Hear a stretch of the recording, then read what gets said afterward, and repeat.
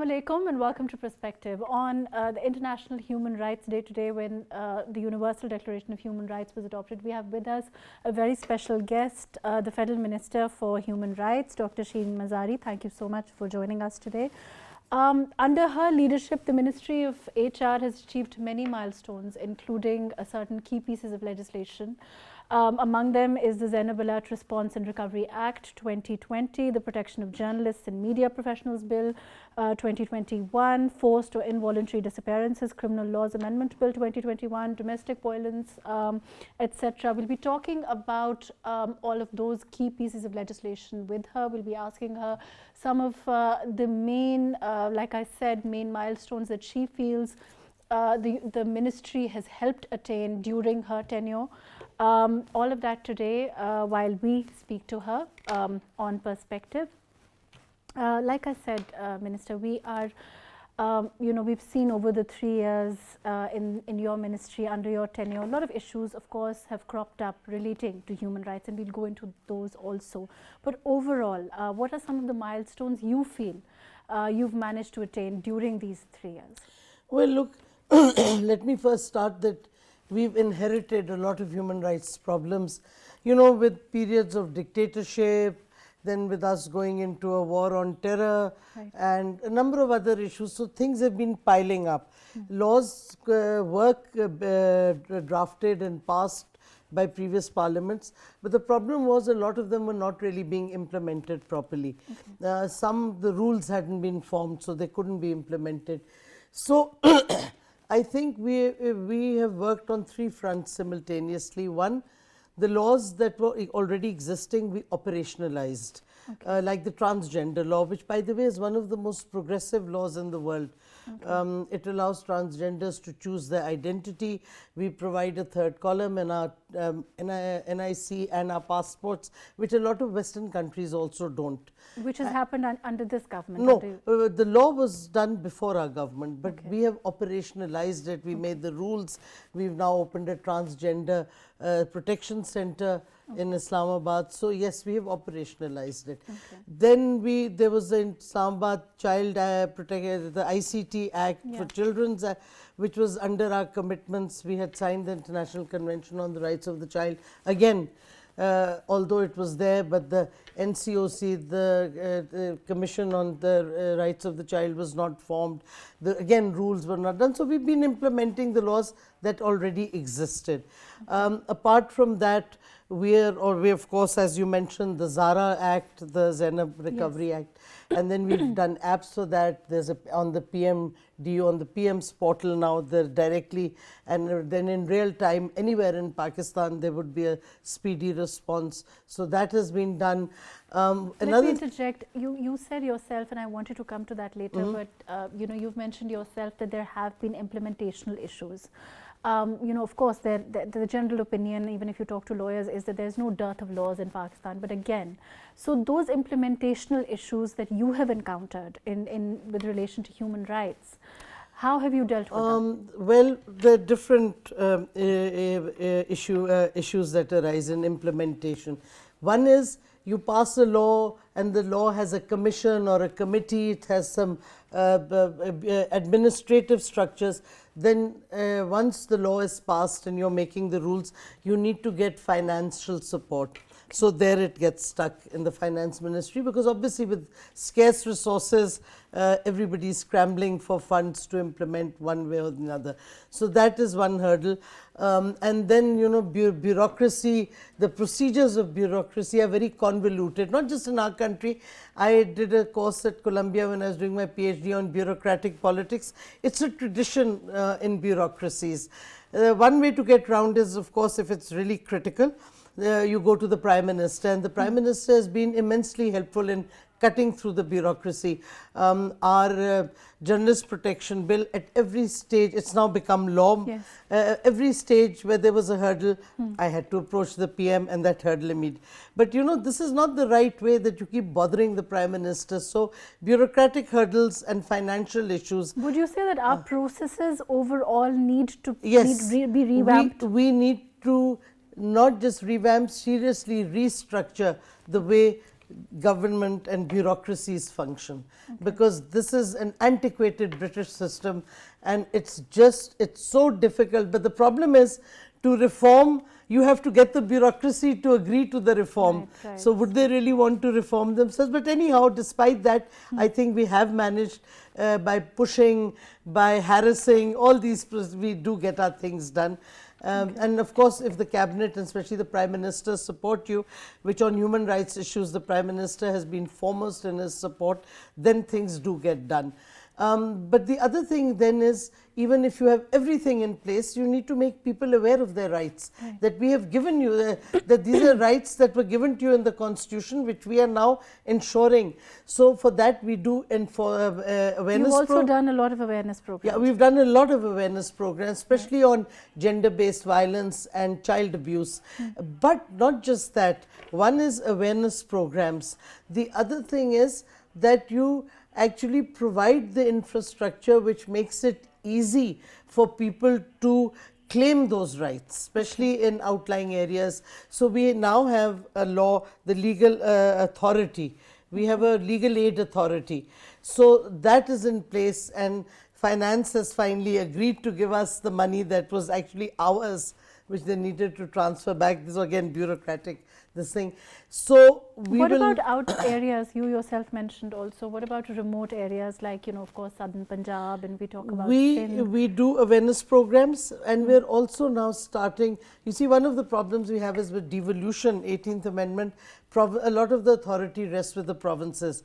So what we try to do, like for example, on prison issues, improving the prison conditions, prison reform, we have now a committee where all the home offices are represented, the prison officers are represented, and we hold meetings either through Zoom or some people attend, and we go every month. We have to present a report to the Islamabad High Court on the progress made. So we have to take the provinces on board. And the other thing we've been doing, and we've now done it in all the 4 provinces, we take one particular law, like the transgender law, and then we hold sensitization programs for the police and for the lower judiciary in the different provinces. And we've completed one round in the capitals of all the 4 provinces. So this is how we see things improving. But then these are laws that are being implemented. We've also looked at lacunas in the law, where there are gaps, because we've done gap analyses. And there we then either put in amendments to existing laws. Recently, the National Assembly passed a amendment in the harassment at the workplace law, where we've expanded the definition of workplace to include a lot of workplaces like studios, for example, which were not really included before. In terms of your, as far as amendments are concerned, there is obviously the relationship between the opposition and the government hasn't been great, from the point go. I mean, one has to say that. But as far as the issue of human rights is concerned, I think in our Standing Committee on Human Rights, yes, we do encounter delays, but a lot of those delays on legislation are not because of politics only, because I guess the chair went to the People's Party and their chairman is heading it, and I guess he's very busy or whatever. But then we find now that many of our members, if they find there's an inordinate delay in the law being the bill being vetted, they can requisition a session, so that expedites it. So overall, you found the opposition also generally amenable to the human rights? By and large, there have some bills were delayed for like 9 months, a year. But the fact is that eventually, when we're discussing the content, the less politics is played on human rights bills, which is a good thing. But as I was telling you, that where there are gaps, we bring in new laws. For example, our journalist and media protection law. There were no such laws existing, and we've now drafted, and the law is an extremely progressive law. This law, I mean, let's come to that. The Journalistic Protection Bill has been, controversial when it started off. One has to say that. Now, overall, there seems to be a general opinion, and even the journalists now feel. Actually, there was a previous government had drafted a very bad law, bad bill. That bill was rejected, and it was controversial. Our bill from day one got support from the journalists because we drafted it with their cooperation and their consultation. So actually we did not have that issue particularly. If you were talking about milestones, I think this is a major milestone other than our Zara law. And we've done two other laws which people don't mention much. One is Persons with Disabilities Act and the other one is for Islamabad, the Senior Citizens Law, where protection for senior citizens will be given. Those are very progressive as well. But one of the major milestones, I think, in fulfilling our international obligations and also within Pakistan, our democratic credentials, strengthening them, is which the Interior Ministry now has to push, but which we drafted. And that is criminalizing enforced disappearances. Yes, I want to come to that. Two previous governments, democratic governments, knowing it's an issue in Pakistan, did not bother, did not legislate. We have done it. You yourself have also, I mean, I have to say, done a lot of work made a lot of effort as far as the missing persons Yes, issue. because I've been involved in this issue before. We came into power, and our Prime Minister himself, in fact we are one of the, I think probably the only political party that has mentioned that we will put an end to it in our manifesto also. And therefore the Prime Minister from day one supported this, and it was difficult, but we've got it through the National Assembly, and now it's going to be presented in the Senate, and I'm hoping that it will appear there in the next session of the Senate. Did you encounter a lot of opposition with this? What do you think? Obviously, we had to consult all the stakeholders. It has taken 3 years. So when it's taken that long, but then if you it's a sort of bill that you could not have moved very far on if you did not have every stakeholder on board, and that took a lot of struggle, and frankly the Prime Minister pushed it at every stage, which is why we got to where we are. Okay.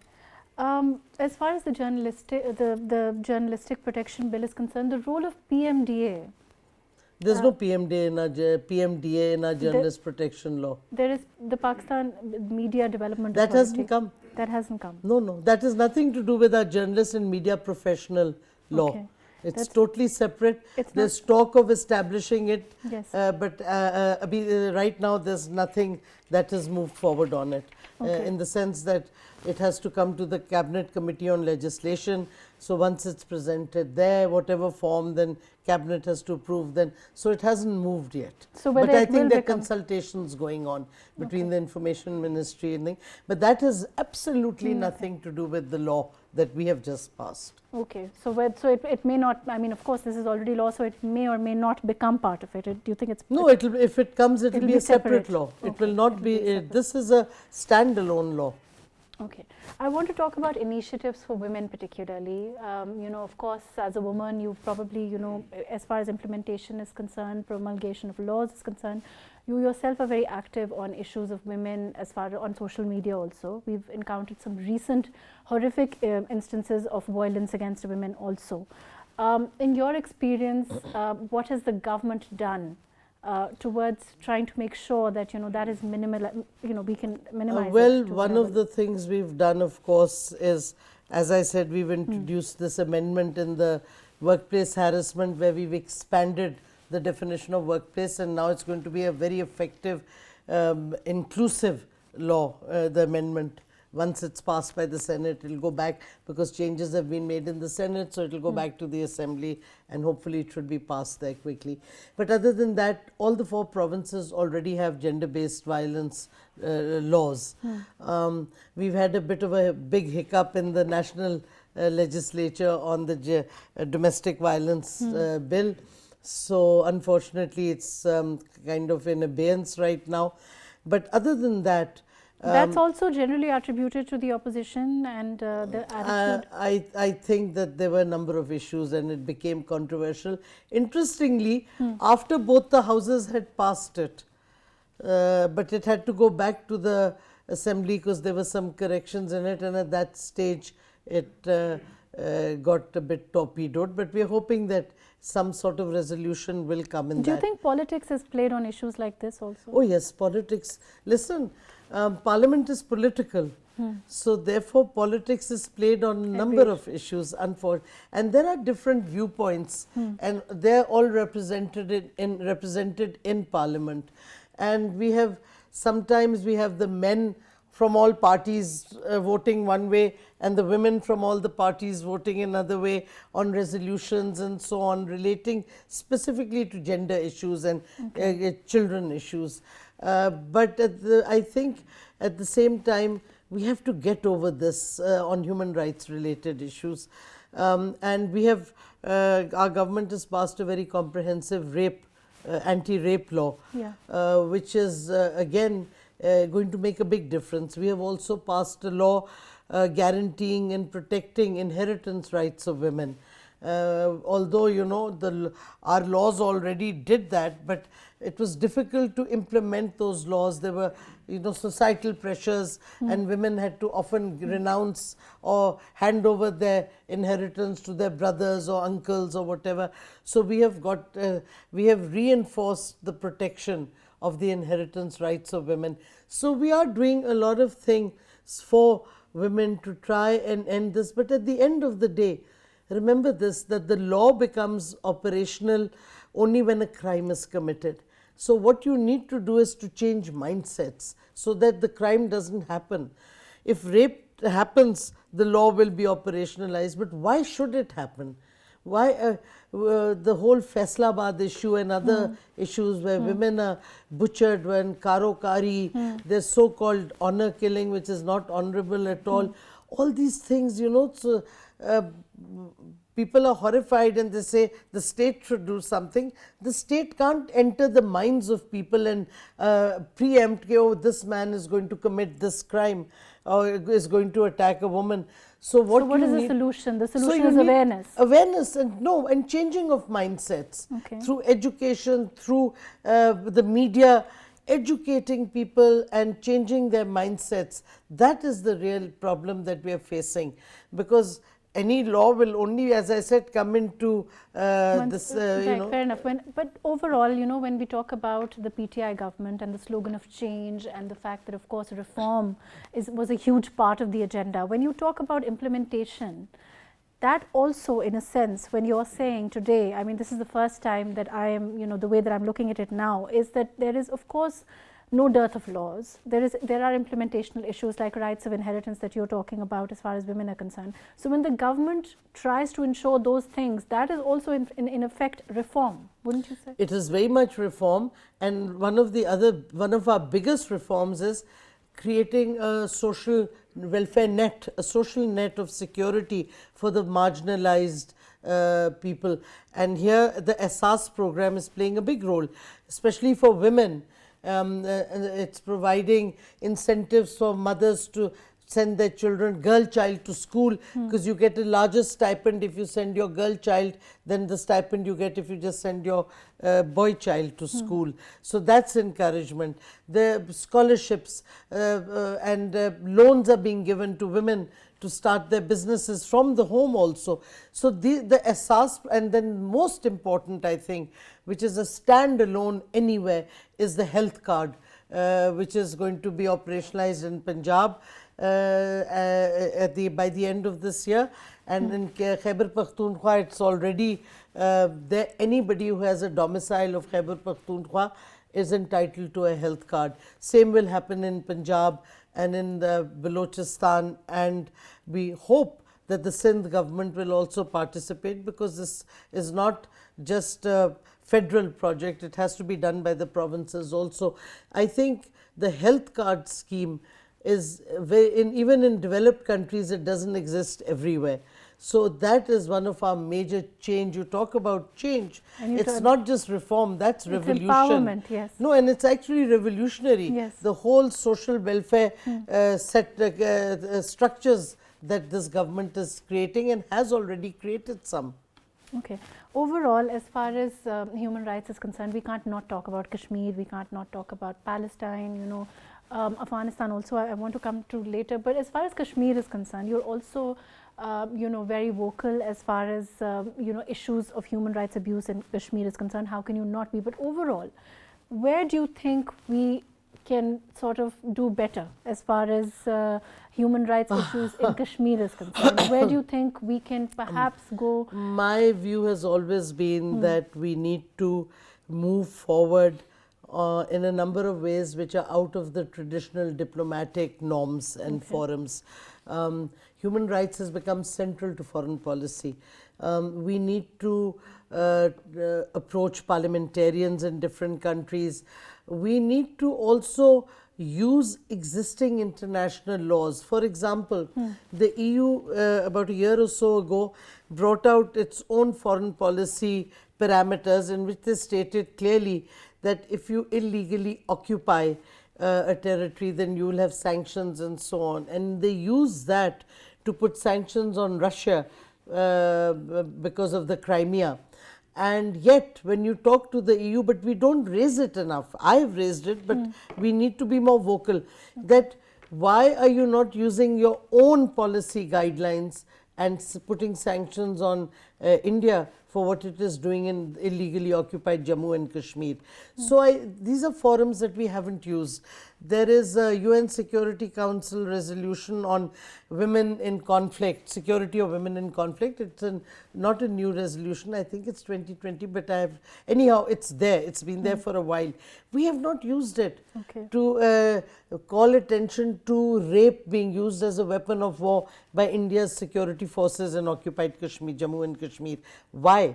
So, what I'm saying is we need to be more aggressive in approaching the world and calling them out on their hypocrisy and double standards, that you yourself have these laws and these policies that you have created, which you apply to some countries. Now, if you do not apply a policy without discrimination, then you destroy the credibility of that policy. Then it's just politics. Then you have no commitment to human rights. You're just playing politics with human rights. This is something we need to do. We should not feel shy about it. We should push for it aggressively. And I think that the way the Modi government is adopting its fascist policies, and by the way, not just in occupied Jammu and Kashmir, Muslims in India are being denied citizenship. Although under international law, no one can be left stateless. Yet they're denying those citizenships. It's a breach of international law. So it is then politics being played on human rights where the world chooses not to look at minorities. Yes, but why are we not calling them out? What is the harm in exposing them, in embarrassing them? And other than that, I think we also need to move on talking of solutions within the framework of the UN Security Council resolutions. India is not prepared to dialogue, but you can, if you have solid proposals for solutions under the UN Security Council resolutions, lobby with the rest of the world. So, it's the Prime Minister changed the whole narrative on occupied Kashmir and correctly focused it on Indian government's fascist Hindutva ideology, which is reminiscent of the Nazi ideology. But he has given a direction, but we have to move forward with that, with actions, because you can't have just the Prime Minister talking and then nothing moving forward beyond that. Why do you think we lack? Do you think we lack in lobbying? Traditionally, we have. I think we do, but I also think that we have not utilized the expertise. For example, we are lacking in a strong core of international law expertise within our foreign policy, foreign office, which needs to be strengthened. I think also we are doing a very good job, but we need to do a lot more out of the traditional mode of diplomacy. I think diplomacy has moved beyond traditional corridors of state to state interaction. So we need to be able to move with the times on that. When the last government tried to bring up the Kashmir issue by sending parliamentarians, across all over. Yeah, but they sent it was criticized. I'll tell you why. Because they sent some of the parliamentarians who had no idea about the UN Security Council resolutions even. So it's very good. You should send parliamentarians. But one, they should be properly briefed. and they should have some historical knowledge of the Kashmir issue. You can't just, not every parliamentarian is an expert, but you can at least give them the basics, or send, you have enough parliamentarians who know the issues, use them. So you see, if you just send off a delegation and they are not even aware of the real issues, you cause more embarrassment and you achieve nothing. So you have to be careful how you do it. Right. Okay. I want to come to Afghanistan also. I mean, we here, of course, are talking about our own women, our own children who need access to education, particularly women children.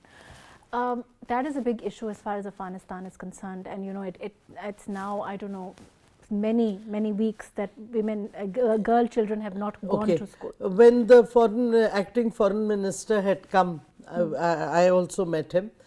And I raised the issue of women being allowed to work and girls going to school. And he categorically stated that they're not going to stop either, but they'll do it within their own cultural and religious, how they see their, the compulsions of religion and their cultural norms, which I think is fine. Because here there's again a hypocrisy. Why is nobody talking about young girls who are denied education in some European countries because they wear the headscarf? Because that's not allowed in a secular country. Why? But you're depriving the girl child of education. Why are women not allowed to work if they wear a hijab? In fact, it's in some countries it's a criminal offense. I asked the question again, why, and nobody talks about it then. Okay, why are women and children in some Western countries being denied education and the right to work because of the way they dress? But then that's again narrative building. No, but what I'm saying is, look, even on this program, you're raising it about Afghanistan. Have you raised it about Europe? Have you done a program on discrimination against Muslim women and children in some European countries? So that is unfortunate, but I agree that the entire international community and Pakistan has made its position very clear that it's not correct that you deny women and children the right to education, the right to work. But this is something a basic human right. But then we go back to that whole comment about how the world chooses to pick and choose, right? Exactly. And it's picking on the fact that in Afghanistan it's happening, and therefore they're not recognizing them, not giving them aid, which is what the Prime Minister keeps on talking about. I think that, of course, non-recognition is a political issue, and everybody knows it's political. And their money is being frozen. You're making, but in fact, the Afghan acting foreign minister also said, he said, we want to open all the schools. One of the problems we're having is our money is frozen by the Americans. The money allocated for Afghanistan by the IMF has also been frozen, and we have no money to pay our teachers. So all those who are interested in seeing that girls get education should at least make sure that the Afghan government has the resources to pay the teachers. And now a number of countries are sending aid, but it should be focused on providing financing of teachers, especially for girls' schools, because then you call out the Taliban government and sort of see whether they live up to their commitment or not. Because now if the reasoning is that we don't have money to pay for teachers, if they are provided with that money and those resources, then they don't have that reason to deny girls education. Whether if it's an excuse or not, the world can then see. But overall, as far as, let's talk about religious intolerance is concerned. We've had, a recent incident, of course. We've had the Prime Minister take notice of it. We've had, the world also unfortunately see how things have been, particularly in this instance. And it's not a one-on incident that we can say happened the first time. It happened before also.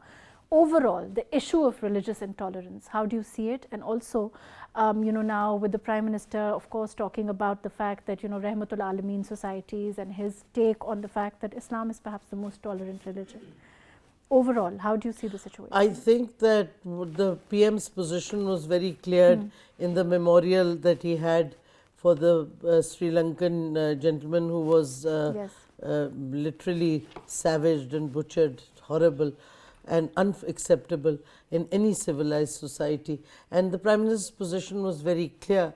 and we have to now ensure that whatever the Prime Minister said is implemented in letter and spirit, because intolerance of any kind creates violence, creates hatred, and therefore is should never be acceptable.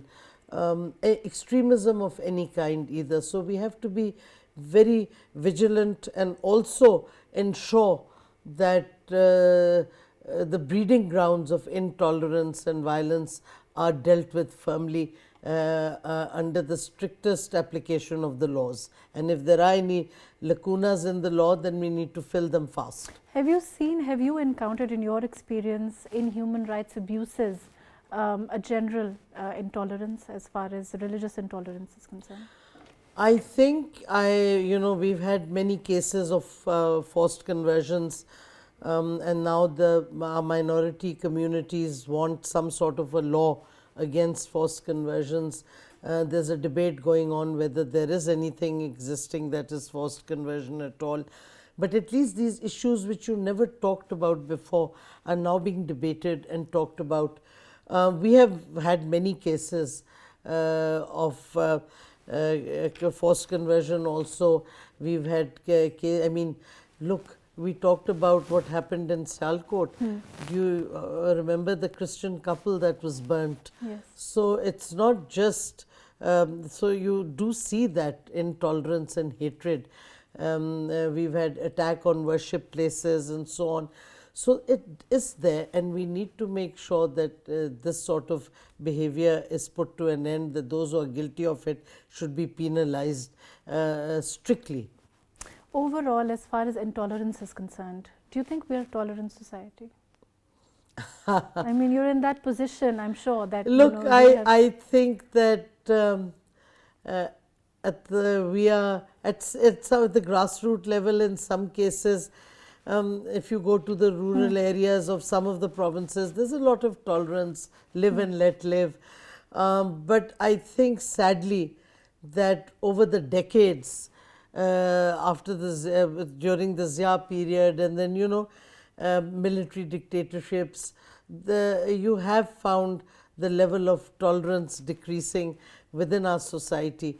But previously nobody would talk about it. But we need to face our demons, as it were. We need, and that's, I think, the Prime Minister's statement that day was a very strong and a welcome message that we cannot have this sort of intolerance and hate, and especially in the name of a religion that speaks of peace, that speaks of tolerance, and that speaks of forgiveness. And yet this is being misused by people to create intolerance, violence and hatred. And as the Prime Minister said, that cannot be acceptable. When you talk about indoctrination, we talk about intolerance, all those things, as far as curriculum is concerned, what's your opinion on it? Do you think that it should be perhaps something that becomes a part of the curriculum to educate? And I think there have been inroads into that. I think that now that you have a single national curriculum, definitely a part of that should be, an integral part should be teaching our children from an early age tolerance and acceptance of the other. And you think that we will, of course, as far as you yourself, you're saying that, it's about, so when you talk about awareness, you talk about social media, of course, education is a big part of that. And if it's in the education, if it's in the curriculum, and equality, what about equality? What's your take on that? You think that, I think, look, nowhere in the world do you have equality. Okay. Even if you give two people the same start, one will do differently, the other will behave differently. What you need is equal opportunity and equality before the law. I mean, that is where it happens, that every citizen has equal rights. That is where you should have equality comes in there. But equality meaning everybody is standardized and everybody looks the same and does the same, that doesn't happen. What about the way men and women are generally raised in the same household? Those things. Now, in that, mother's role, you see, people talk about men and their discrimination against women. Where does discrimination begin? Where are you taught it? Unfortunately, in the home. The mother, if she treats her male child and the girl child differently, those children will grow up with the same value system, because at the start your value system is built up within your family structure. So a lot depends on your family structure. So women have a double responsibility, not only towards themselves that they must assert and fight for their rights, secondly that they must groom their children with the right values, because if you discriminate at the home, then those children will imbibe the same values. Now, I understand you have to be politically correct in this, but as far as a woman in politics, I have to ask this, and of course, you're so experienced, you've encountered, I'm sure, a multitude of challenges. How is it as a woman in politics? Is there a double standard? Is there a... It is difficult. You have to have a very thick skin. Okay. Women are often judged about their appearance. I mean, I had Khwaja Asif literally abusing me on my what he thought was my body or whatever in Parliament. But and that happens across the board to other women parliamentarians also? I think women parliamentarians do get deterred.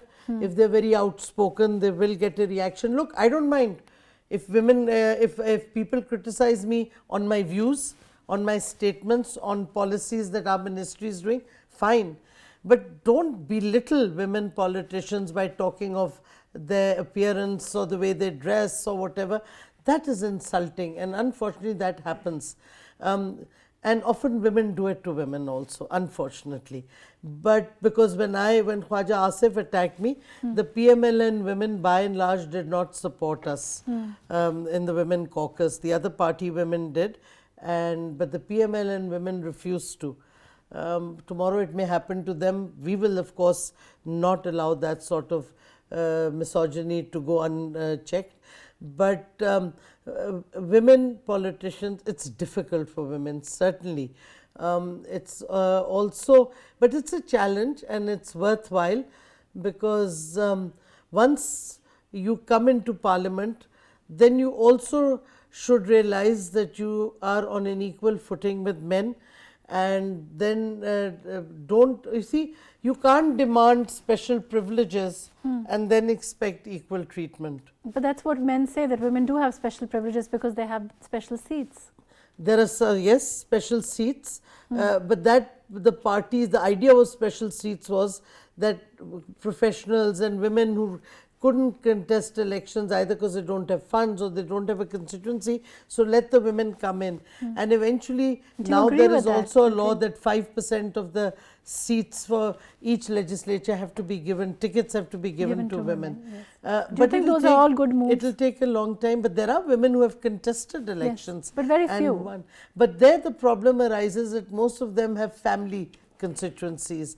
We want to see professional women being able to contest elections where the parties have enough funds to fund their election. But why do you agree that women who come on special seats are perhaps taken less seriously than those? I don't think so. I came on a special seat. I don't think anybody takes me less seriously. So it really it's how you project yourself once you come in. Once you're in Parliament, you have equal pay, you have equal rights. So why would you feel that? And by the way, our party has given the largest number of positions to women as parliamentary secretaries. That's true. So I have not felt it, and this is my second term as a women's seat person. So I haven't felt that I've been taken less seriously at all. Right. Unfortunately, I'm running out of time, but I would like to ask you what your specific plans are in the next 2 years, now that you're very close, of course, to the next general elections. To retire and write my book. And also with regard to human rights in particular, you think that, of course, you'll be working on implementational issues and all of those? No, as long as we're in government, I have a responsibility, and I'm hoping, I think a lot of the goals that I had set in terms of legislation for myself in human rights, I'm happy to say that either we're nearing all of them or some we have done. To me, enforced disappearance, the day that law is passed, will be a major achievement. The journalist protection law has been passed. And by the way, I didn't mention, which I think is very important, we have proscribed, made illegal child domestic labor in the federal territory. Right, we didn't need a law. We amended the 1991 Child Employment Act through amending the schedule of that act. Isn't this a bill yet, the Domestic Violence Prevention and Protection Bill? No, This is preventing child domestic labor. Okay. People, little children who work in homes. Okay. It's under the age of 14. It's become illegal now, Okay. and we just amended the schedule of the Child Employment Act of 1991. Uske, in the schedule, there were certain certain employments which were illegal for children. So we added child domestic labor, and we hope that the provinces will also simply take that, because they don't need to do new legislation. Okay. Thank you so much for being with us. Thank you for your very valuable time. It's been an absolute pleasure talking to Shireen Mazari. She has given us so much to hope for. She's also told us so much that the government has done under her leadership. And as a woman, I think that there is, it gives you renewed hope when you have somebody like that to, steer the helm as far as human rights is concerned. Thank you so much for being with us today on Perspective.